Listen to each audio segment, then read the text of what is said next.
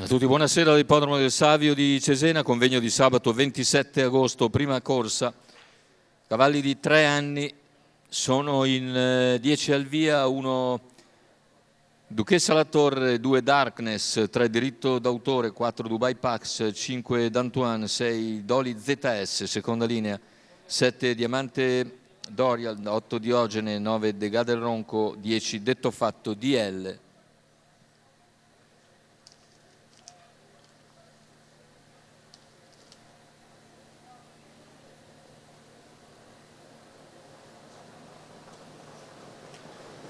In partenza la velocità di Doli ZS che sorprende tutti, va a condurre nei confronti di Diritto d'autore, rimane all'esterno per il momento Dubai Pax, poi si accoda in terza posizione. Sbaglia però il battistrada, Doli ZS. Numero 6, Doli Dopo 150 ZS, metri lascia il comando Diritto d'autore che viene sopravanzato in breve da Dubai Pax, che conduce quindi al metà della dritta delle scuderie e se ne vanno i primi 400 metri di gara completati in 37 da parte di Dubai Pax, nuovo leader. Dubai è ora avvicinato da Degà del Ronco che sopravanza Diritto d'autore e si porta direttamente in scia a Dubai Pax.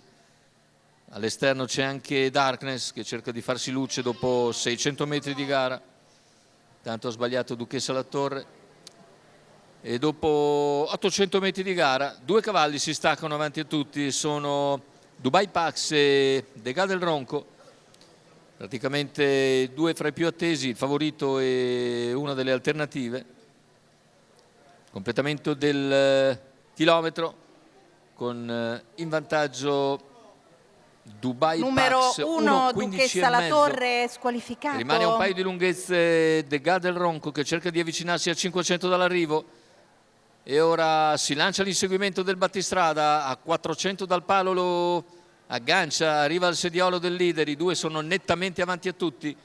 Degà del Ronco attacca Dubai Pax che per il momento replica a metà della curva conclusiva, Dubai Pax in vantaggio, Degà del Ronco al suo esterno che insiste, gli altri nettamente più discosti, completamento della piegata, ingresso in retta d'arrivo, ultimi 120 metri di gara, con Degà del Ronco che insiste su Dubai Pax che si difende, ma è Degà del Ronco che passa nel finale su Dubai Pax e viene a vincere nettamente il terzo posto a distanza per Detto Fatto DL.